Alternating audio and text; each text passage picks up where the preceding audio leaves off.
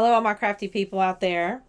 It is time for our weekly project. If you have not been here before, my name is Stephanie and I upcycle clothing, generally things I find at my local thrift stores, sometimes estate sales. And what we have to work with today, I was confused about it first. I purchased this at the American Thrift for probably, I don't know, $4 or $5, if that much. And I really thought it was like a window curtain. But apparently it is a shower curtain. It's cotton. It's got these beautiful big flowers on it. And I have a couple of ideas and we're going to see which one pans out. So anyway, if you want to follow along, by all means, do like, subscribe. Let me know what you think, and I'll see you at the table.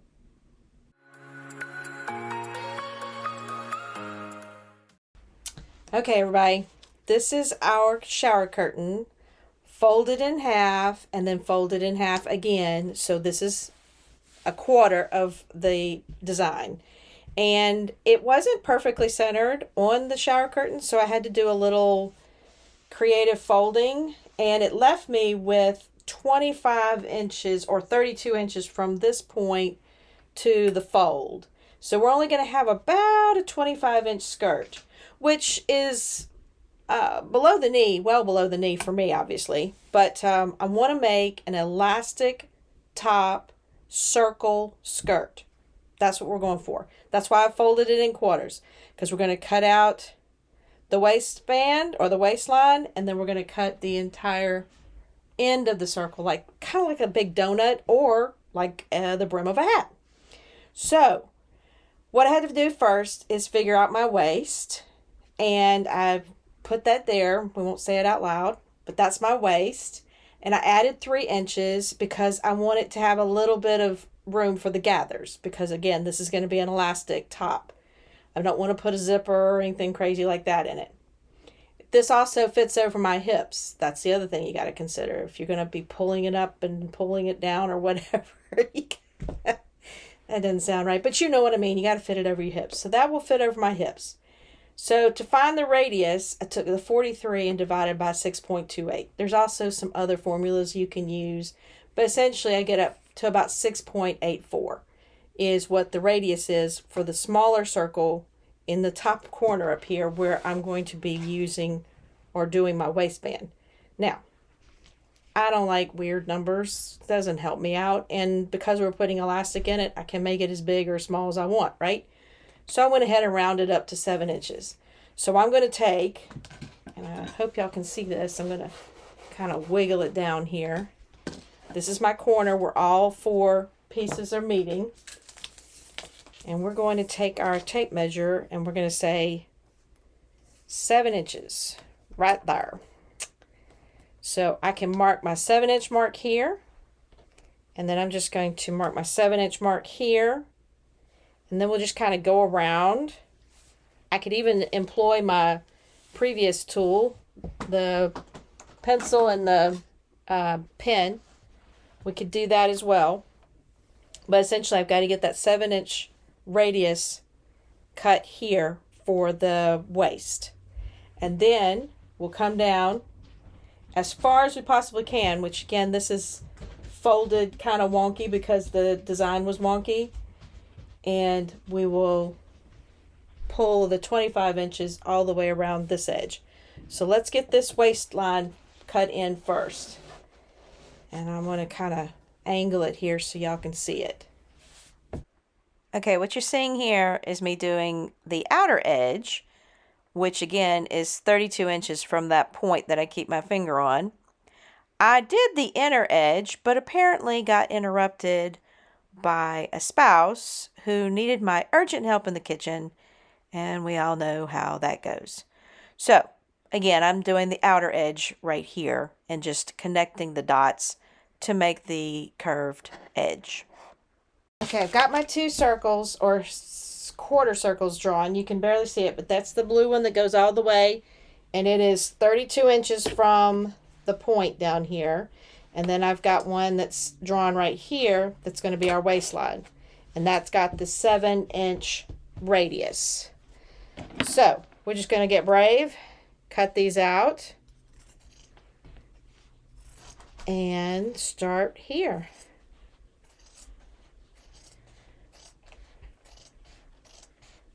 The good thing about doing an elastic waistband is you got a little room for error there. So if you make it a little big, it's just going to mean you have more gathers. The thing I was most worried about with this was making sure that I didn't lose any of the pattern. And I was really worried about the big pink flower, oddly enough. I didn't want to lose it. So that's another reason that I refolded it a couple of times, to make sure I got as much of the pattern as possible. Now I did put some pins down here just because I don't want it to move while I'm doing this cut. I am going to run this entire edge over the serger, or under the serger, just to make sure we don't have any problems doing a nice round hem. The smaller the hem, the flatter it will be. If I was trying to do a big 1-inch hem, it wouldn't work too well because of this round shape.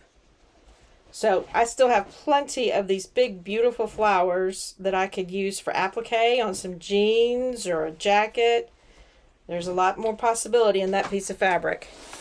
And then this way, if you'll see here, I just had to try, and this was hard to center because it wasn't centered on the actual curtain. So I lost a little bit, but not much. So now, if we were to look at this as a whole, it is a very large donut because I wanted a long skirt. Now, I'm a short person. I know y'all can't believe that. But I tend not to wear this size or this shape skirt. So let's not judge. If it doesn't look great on me, at least I will have shown you how to make it. And you can use the skill set to your own liking. So now you can see it's very pretty, the print is.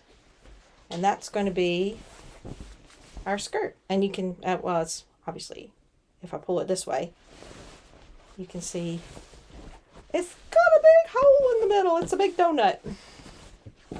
Okay? Okay.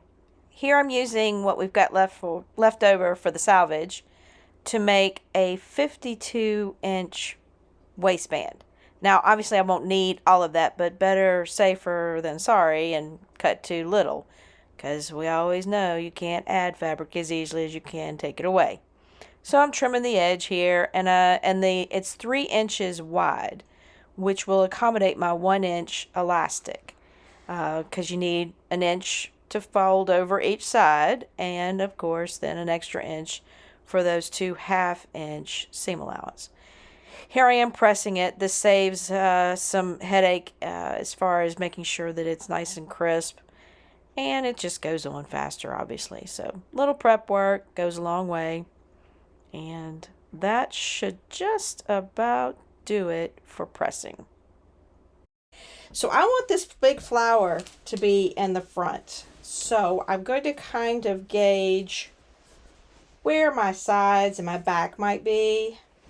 I'm going to start my elastic or my band on the side. It doesn't matter where you start it. It's completely up to you. And I am going to pin. I've folded it in half, and I've left the edges raw because I'm going to serge over them. But I've just folded it in half, and there's plenty enough room in there for me to put my 1-inch elastic. I'm going to start over here on what will be the side, essentially. These purple flowers are kind of like my side.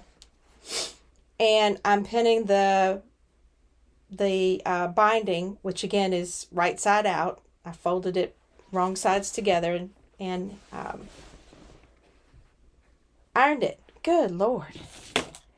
So now I'm just going to pin it on here, and then we'll see what we have left at the end that we need to meet before we sew it on completely. I have no idea where that fuzz is coming from.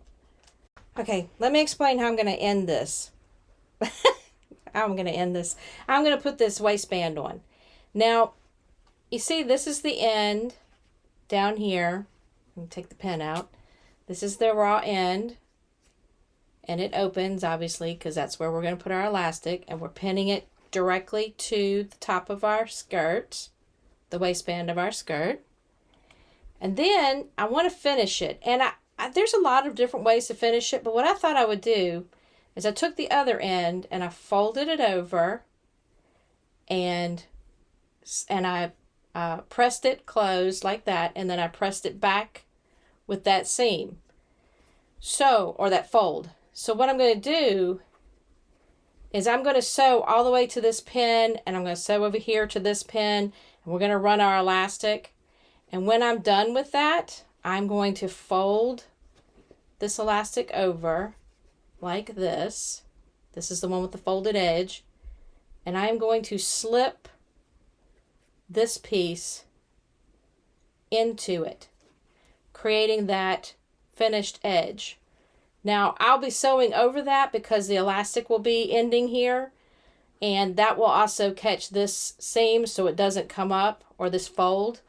But I just thought it was a cleaner way to do it, and you could do it 100 different ways, I'm sure. But I'm just not going to sew over that end until I've got the elastic in. Then I'll sew over it and sew down it to make sure that we've caught everything. We'll serge it after that to make sure that this doesn't fray. All right, little snippet of me starting the sewing, putting the band onto the waist here, and using a 1/2 inch seam allowance, and also making sure we leave both ends open.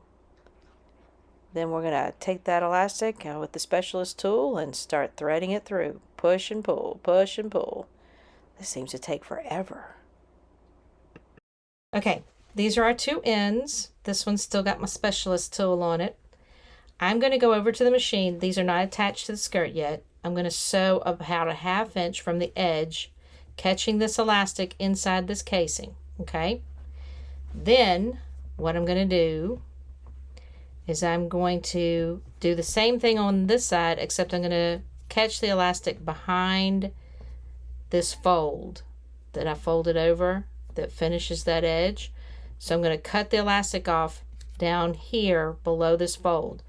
Then I'm going to insert this into the fold, sew it down, and sew over the top of it. Sounds crazy, but I think this will give me a clean finish without too much bulk in the elastic in the back. It won't necessarily join these two pieces of elastic, but they'll be secured by the casing and they won't be going anywhere. I think this will work. Let's give it a try. After I tuck those elastics together, sewing down the ends, I attach it to the skirt, and then I'm going to zigzag over the seam where they meet. Here, I've taken the skirt to the serger. Again, it's still the waistband I'm working on, but I am serging the seam allowance that was attaching the waistband to the skirt. After that, I put that serge line all the way on the bottom for the entire edge of the bottom. All right, we're going to take that serge line that we did on the bottom of the skirt, and we're just simply going to fold it in the width of the serge line and sew over it. We're going to make a really thin little hem, and that way it won't get bulky on us when we're sewing around. And here's a little clip of me making that hem, which, by the way, seemed to last forever. It was a really long hem. Okay, everybody, this is how it turned out. Elastic waistband. It's super cute. I did not end up dyeing it because once I got it all made up, I can't see the stains anymore. I mean, I really got to look. And I'm wearing it with boots and a jean jacket. I ain't worried about that. So it's an easy circle skirt. I will be happy to put all the math in the description. If you have any questions, by all means, just comment, let me know. And please like, subscribe, and I will catch y'all on the flip side of our next project.